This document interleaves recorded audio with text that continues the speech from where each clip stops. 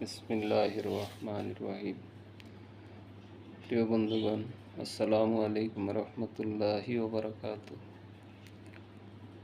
একটু দেরিতে হলো, দেশের কিছু প্রসঙ্গ নিয়ে আমি আপনাদের সামনে হাজির হয়েছি। পবিত্র কোরআনে আল্লাহ তাআলা বলেছেন, ক্বাল আল্লাহু তাআলা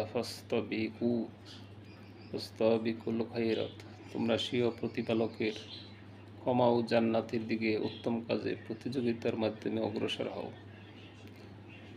কল্যাণকর কাজে আমাদেরকে অগ্রগামী হতে হবে।